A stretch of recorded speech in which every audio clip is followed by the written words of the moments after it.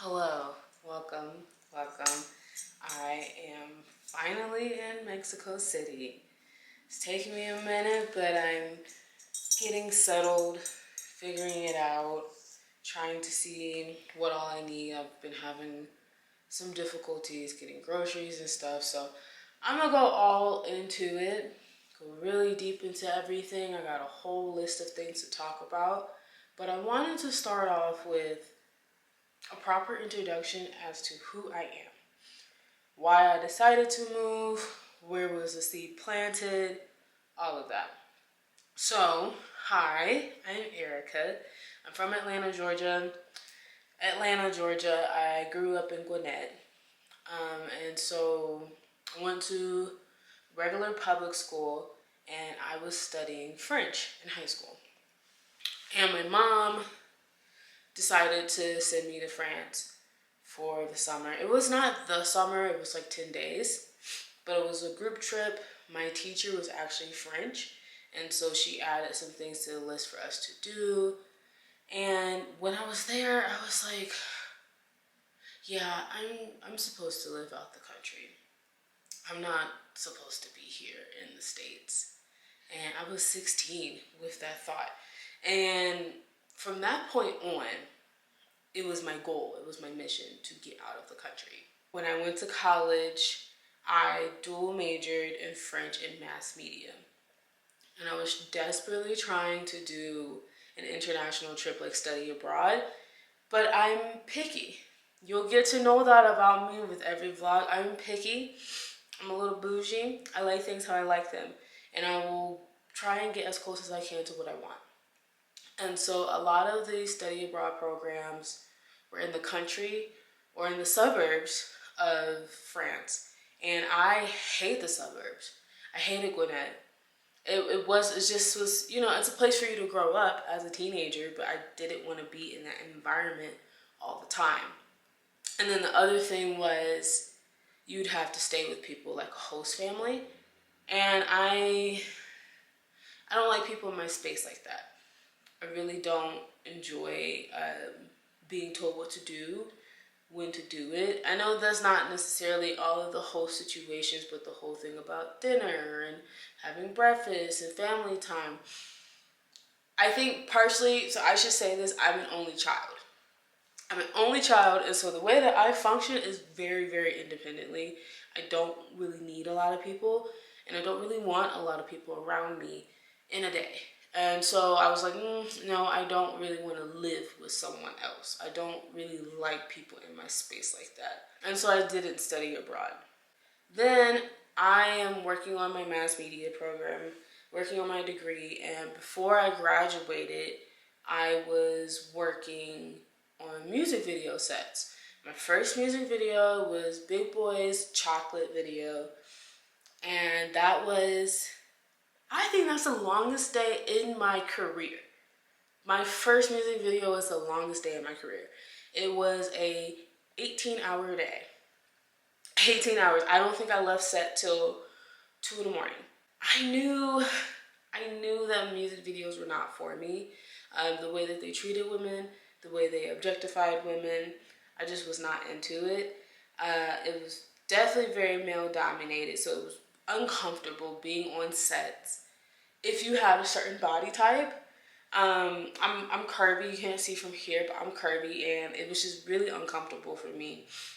And so when I graduated college, I got an internship at Adult Swim.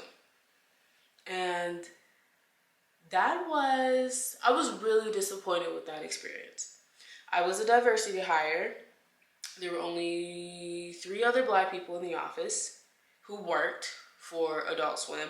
That's not including people who worked in the building, like janitors, custodians, cooks. That didn't count. So only 3 other Black people worked in the office. It was definitely a boys' club. It definitely was a mix of corporate with, oh yeah, we're really lax and really cool. And I honestly think people misread me. I get this a lot. I actually had a wine date with my friend, and she was like, yeah, I read you wrong. That's not who I thought you were. And so a lot of people put me in a box, and they don't understand that I don't fit in any box. Like, you cannot describe me one way. And so I was really into all of the things that these other people on the shows were into, but they didn't give me the time of day like they did other interns. They really weren't interested in getting to know me, interested in understanding who I was and how I functioned. And so I hated it. I hated it. I, I, I actually had to stop myself from discouraging other Black people to work for Adult Swim. Like, a lot of people, everyone has aspired to work at Adult Swim. And I had to stop myself from putting my negative experience on people, because I actually haven't watched Adult Swim since. That's how much I was scarred by the experience. That's how disappointed I was in the experience, was that I couldn't even call it my favorite station anymore. So, you know, the politics, the favoritism, all of this stuff, it was my first real experience of corporate America, because it really is corporate. It's just media, but it's corporate. And I was like, yeah, no, can't do this. After Adult Swim, I was unemployed. I had the degree. I couldn't get back onto the music video sets, I think because I took the Adult Swim job. And I think it rubbed them the wrong way. I was working with a few different producers, and so they would call me every now and then and say, hey, can you come up to this show or this set? And I guess I blackballed myself in that sense. But at the same time, music videos were so unorganized. Another thing you should know about me is I'm a Virgo. I'm very organized. I cannot function in dysfunction. And that's what music videos were. It literally was the night before, hey, we got a set, come on. No, I did not enjoy it. And I wasn't being paid. And so here I am in the midst, and I mean the midst of post-grad depression. I couldn't get a job. The media industry, I can say it now because I'm not in it anymore. I hate it. I hate it. It was so difficult to get in. It was so difficult to navigate. It was so difficult to deal with that I was like, yeah, no, I don't want to do this. So before I get to why I quit media, I was in my post-grad depression. One of my bosses from Adult Swim ended up doing indie film. He did pageant material. It actually went into the Atlanta Film Festival. I don't remember if it won anything. I think it did. But he was like, hey, I actually like you as a PA. He was so interesting. He did not like the other PAs, but he liked me. And I don't wanna assume, but gay men like me. Gay men love Black women, but gay men really like me for some reason. And so I was the only PA he liked and trust. And so he asked me to come on set just to PA, help out. And I met some people who were already in the film industry. And so if you don't know, and if you're interested in the film industry, IATSE is our union. And so if you're not a PA, you are in IATSE. Whatever your number is, 479 was for the art department, set decorating department, props. What else is in there? I think construction's in there. No, I think construction has a different union. I'll do more research. I'll let you guys know. But when trying to get in and on a show, you have to know someone. That is a big saying. It's not what you know, it's who you know.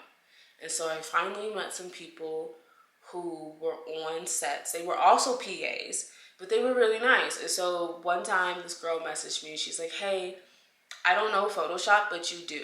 And they need an intern, or they need a PA for the day. Turns out it was Stranger Things.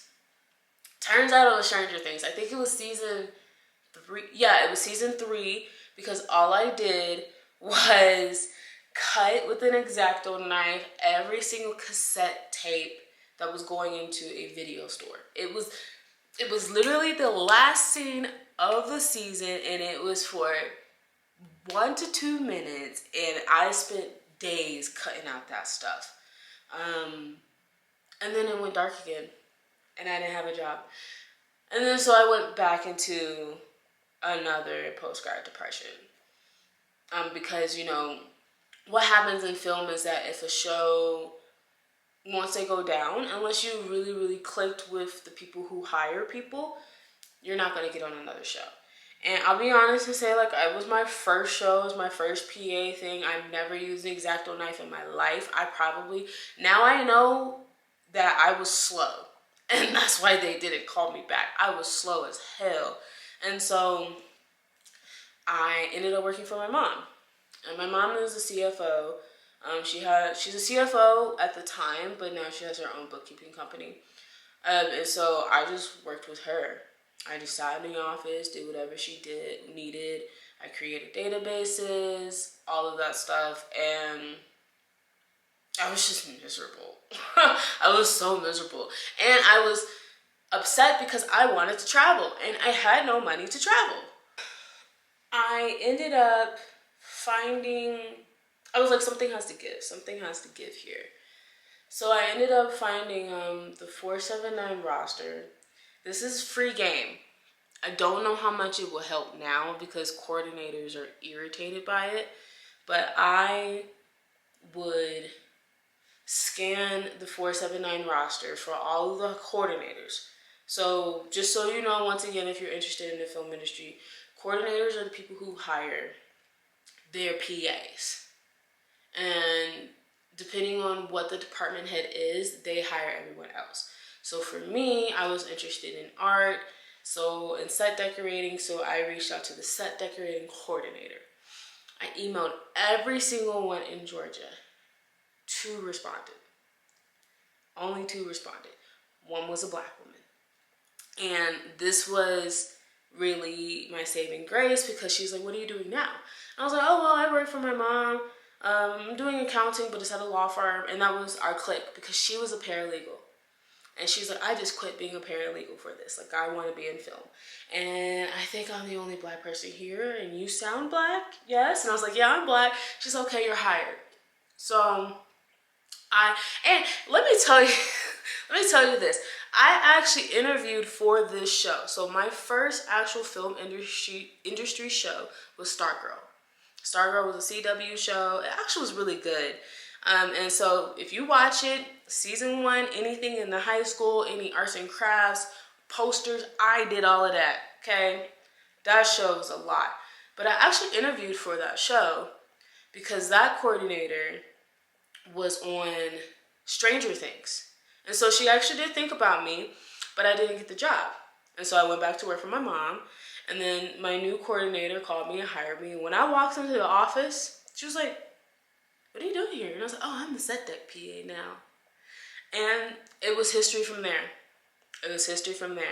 So I PA'd on Stargirl for 9 months, rubbed elbows with everybody, and then a buyer contacted me. He was like, hey, I know your show's over. You want to work at Tyler Perry?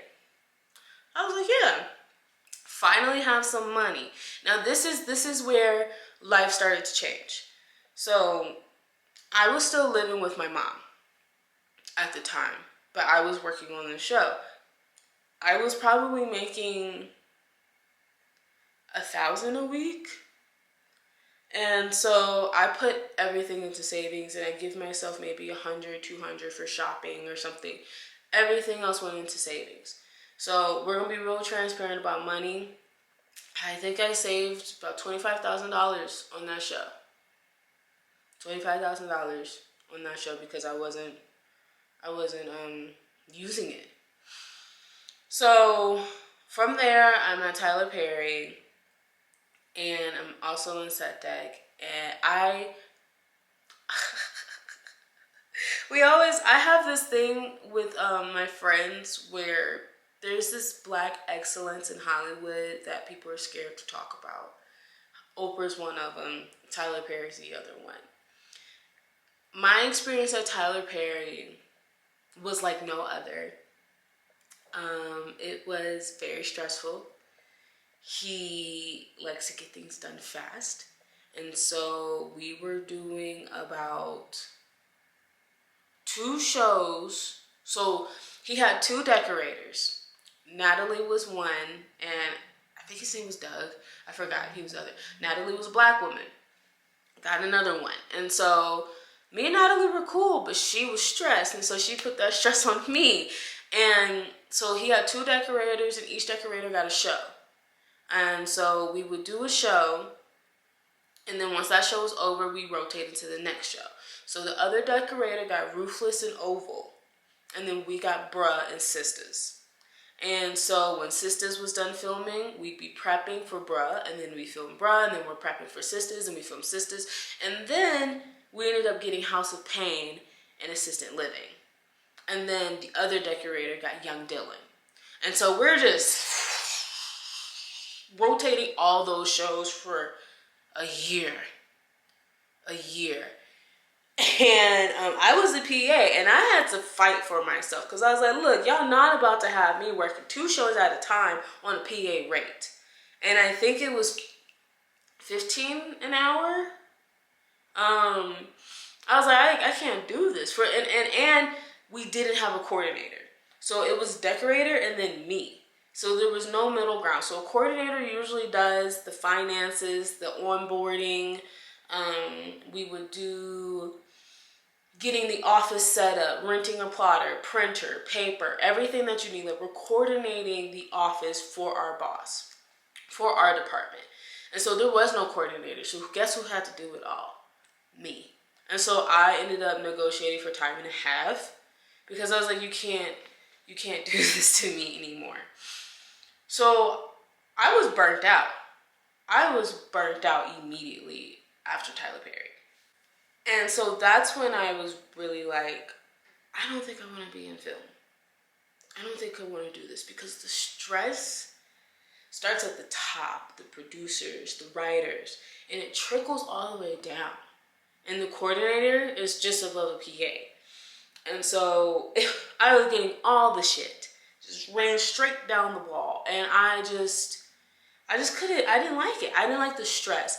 I lost weight unintentionally. I wanted to lose weight, but it was unhealthy. It was stress weight. And then I was thinking about high blood pressure, hypertension being main killers of Black women. My boss was stressed beyond her means. And we still connected, like, we still talking. Now she revealed she has health issues, and to think that she was dealing with this while working 12, 13-hour days, crazy, just crazy. And so I was like, I think I'm gonna leave. So 2020, I started planning my trip to France. I was like, I'm going back to France. I did go back, I do want to say, I did go back to France 2019 for Christmas. And that trip was like, yep, I gotta go. Me and my mom went for Christmas. We spent like 2 weeks there. And I was like, yeah, it's time. So I come back Tyler Perry that next season, and I'm working on how to get out of here. I had the money in savings. I was still living with my mom, and I started planning. I booked the Airbnb. I was about to book a flight, and then people started getting sick. I remember our props master assistant. What is that? I forgot. There's a name for it. There's a prop master. I don't know. He was laying on the floor. Just like in his office on the floor. What's wrong with you? I think he's one of the first people who got COVID. And so March 2020, we shut down. And you thought the post-grad depression was bad. This was really bad. Because you're telling me I can't leave? You're telling me I can't travel?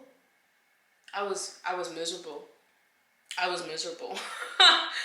so beside myself. And so I took that time to work on my health, work on my fitness. I was walking like 5 miles a day because there was nothing else to do. And then Tyler Perry geared back up. Please don't do that. Tyler Perry geared back up. So he started what we would joke and call like summer camp, but we were the first production team to start filming during the pandemic. He, as everyone knows, he has a huge piece of land, and so he got trailers set, and we, the decorating department, had to not only decorate 2 shows, so we did Sisters and Bruh, we also had to decorate all the trailers. We had to buy all of them. We had to furnish all of them. And I was the coordinator. I was flooded in receipts, flooded with just tracking everything. And I was tracking different cards. I was tracking the producer's credit card. I was tracking Tyler Perry's credit card. I was tracking our credit card. So I was losing my mind, but I had nothing else to do. Because I couldn't leave, and I didn't know what else I wanted to do in life. And so we worked, and we worked, and we worked. And then I sat Natalie down, and I was like, hey, I can't do this anymore. I can't do this anymore. And she's like, I know, I understand. And so once again, I'm rubbing elbows with people, and another buyer. This is the thing, buyers have more of a gig life because let me say this first. Tyler Perry functions as corporate. Most times when you do a show, you stop and you go to another show. When you're at Tyler Perry, you're doing all his shows, and because of the way that he functions, you're there for a year, 2 years. I was there for 2 years. And so I'm not meeting anybody else in the industry. And so the buyers would go out and get other jobs and then come back to Tyler Perry and then go out and get another job. And so I had a buyer who went to Black Lightning. She's like, hey, our coordinator is transitioning to another show. They need someone to do the wrap. Wrap is when you take all of the documents, all the money, receipts, artwork, furniture, everything, put it in a nice pretty books maybe. Tyler Perry had books. And a digital flash drive, and you give it to the producers so when they want to do another season, they can download all that stuff, gear back up. And so I was like, sure, yes, I'll take it. And so I had to join the union, but I had plenty of recommendations. I had people who were willing to sign for me, sponsor for me. It was $1,800 to get into the union, but I was staying at home. I had the money. And so I get into the union. I move out my mom's place. I get an apartment with one of my coworkers. And I leave Tyler Perry and I started Black Lightning. So, still in my mind, traveling. I'm still thinking traveling. But I was trying to figure out my career. I was really trying to figure out myself and think, is this what I want to do for the rest of my life? If not, what is it going to be? And so I'm still just in limbo. I do Black Lightning, and then the world is still shut down. Might I add, I'm still working, but the world is shut down. There is no traveling allowed. So I'm just working. Then I get into a relationship. I get into a 2-year-long relationship. And we started doing like small traveling. We did Tennessee. And then slowly some of the country started opening up. And we first went to Turks, and it was cool, it was nice. But I was like, I wanna go to Europe. I gotta go to Europe. And it wasn't until we were coming up on our 2nd year, we ended up going to France and London. And once again, I was like, finally, I'm getting out of the country. Before I went to France and London, I went to Mexico a couple of times with my mom. And between those 3 places, I was like, yeah, I want to go. And he always knew I wanted to be an international babe. He knew I did not want to live here. And it wasn't until we traveled abroad that we were like, yeah, we're not seeing eye to eye on this lifestyle. Because he's like, no, I mean, I could go like vacationing. And I was like, no, I want to stay for months at a time. And he was in the music industry, so all his clients are here or there in Atlanta, because I'm not in Atlanta. But he didn't want to pick up and move. but I did. And, you know, we had other things going on that doesn't pertain to this, but between that and me realizing that I wasn't ready to start that life of marriage and kids and settling down, because to me, I feel like my life hasn't started yet, because everything I was doing was just making money to get to what I really want. I don't feel like I was doing what I wanted to do. And so we broke up. When we were breaking up, he asked me, so what are you going to do with your life? And I told him I think I'm going to try and leave the country. I was like, I think I'm really going to do it. You know, I have no one here. I don't have you. You know, my parents don't care. And I don't want to work these jobs anymore in film. And so that was January 27th of last year. It's January 18th, a year later. Almost a year later. We're a few days shy of that. Full circle moment. Because I was dead serious. And I spent all of 2023 figuring out how to leave. The icing on the cake, while I'm dealing with this breakup, we're on strike. The film industry is on strike. And so that was the sign. Because I had been struggling with pivoting. Because I went to school for this. I thought this is what I was going to do for the rest of my life. And so when the strike happened, it was over. And this is the thing, the film industry always knows before the general public. So there was word of the strike back in November. And things were slowing down. Shows weren't picking up because there was word of the strike. And so they're not going to spend the cost to bring up a show just to shut it down and have it sit. And they're not going to rent, you know, sometimes they don't rent studios, they rent warehouses. They're not going to rent a warehouse and get into a contract that they can't uphold and they have to pay. And so they were like, yeah, it's done. And so the official strike, I think when everything really, really went dark, it was April. But a lot of people weren't getting calls at the beginning of the year. That's the other thing with the film industry, is that from Thanksgiving to February, it's really, really slow because it's holiday time and shows are starting back up. And so no one was getting calls. And so I was like, okay, it's time to pivot. It's time to pivot. So I went back to working for my mom. And I realized this, I wrote this in my journal, that this is just time for another come up. I always work for my mom when I'm in flux. And so I'm working for her again. But this means that something big is coming. Something big is coming after. I don't work for her for long. So I'm working for her. It's remote. She's in Gwinnett. I'm in Atlanta. And I'm just trying to figure out where I want to go. So I'm doing research. And France was out the question for the money. I'm bougie, but I'm a little frugal. And so I was like, I am not paying the prices in Paris right now. I can't. And London was out. Europe was out in general. Europe was out because it just was not in my budget for what I wanted. And the bureaucracy of immigrating was much more difficult.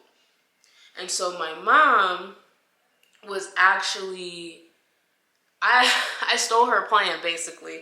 She was going to move to Mexico first. And so she already went through the process of getting a visa and getting everything handled. And it was pretty easy. And so I was like, I think I'm going to do Mexico, but I'm going to do Mexico City. Because I checked out the places that she went to in Mexico, Merida, Progreso, Playa del Carmen. It was not my vibe. It just was not my vibe. I love the beach part of it, but I'm looking at skyscrapers right now. That's my vibe. Like, I'm a city girl. And so I reach out to her lawyers, and they're now my lawyers, and they helped me immigrate. So I'm going to go into detail about the immigration process in another video. But that's really my long form story of how I got here to Mexico. I've been trying to get here since I was 16, or just trying to get out the country since I was 16. And people ask why, like, what were your reasonings? A big reasoning was just I was too stressed in America. I was just too stressed with commuting, with people, how people are. I just didn't want to be there anymore. The government, living in Georgia, they were taking away women's rights. I no longer felt safe as a woman. Guns, the shootings, the killings, like America was just toxic.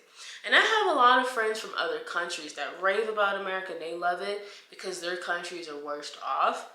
But as an American, I understand that we have privilege, but I have also the privilege to leave. And I have the privilege to come back. And I decided, I was like, I'm going to at least figure it out, use this privilege to figure it out, because this isn't it for me. Another thing was that I loved Atlanta, but if I wanted to live in the States, the other states I would want to live in were way too expensive. Way too expensive for me. New York, LA, or DC.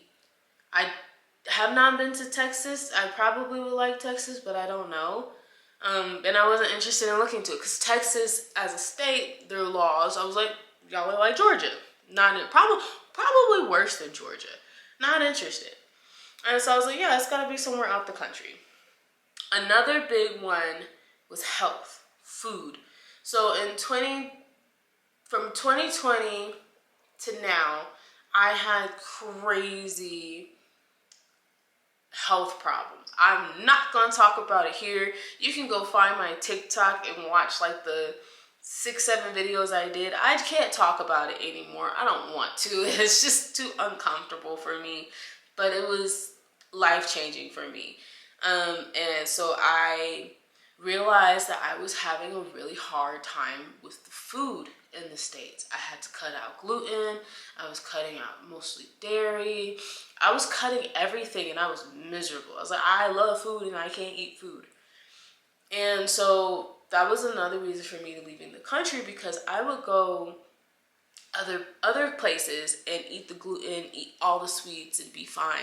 No bloating. I'm not heavy. I'm not tired. I'm not lethargic. All of this stuff. Like, I was just existing. And so that was one of my bigger reasons for leaving the country, was that I'm trying to get my health on track. I'm 30 this year, and I know it's too late to get started, but I was like, I want to change my body. I want to change how it functions. And so I really wanted to be someplace where the food is not poisoned. I mean, when you have other countries making food that's readily available in your home state illegal, that's when you know it's a problem. There are things that people will never ever taste in this world because it's poison. But here in the United States, everything is free game. Red number, or what is it?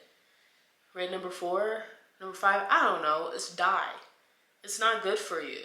The carcinogens and things, it's not good for us. And so I was like, yeah, I want to make a change. I really want to get on this health kick. And so those are my really big reasons for leaving. I'll be honest and say that I am not one that is leaving to save money. That's just me. I make money to spend money. Yes, groceries are a little bit cheaper here, but I'm going to get into how much this place cost. But I know what I wanted in life, so I'm okay with that. But I didn't move to Mexico to save money. If you do want to save money, Merida is a better place, but Mexico City is pretty similar to Atlanta in cost of living, to me. You have to think Mexico City is a Mexican New York. There are 22 million people in this city. And so it's going to function like a city, a metropolitan city. Versus when you're on the outskirts, then things get cheaper. So I didn't move to save money. I moved to live. They have a lot of culture here. They have a lot of food here, a lot of museums. Oh my God, the museums, guys. I'm so excited. I'm so excited to just show everything. But yeah, I think that's it. I think I covered everything. More videos are coming in regards to what I had to do to immigrate, the process at the airport, the process getting here, the process of getting an apartment, everything. I'm gonna dive deep into it all, but this is only my this is my second full day here. So give me some time, be patient with me, all of that good stuff. But yeah. Viva la Mexico! Okay, bye.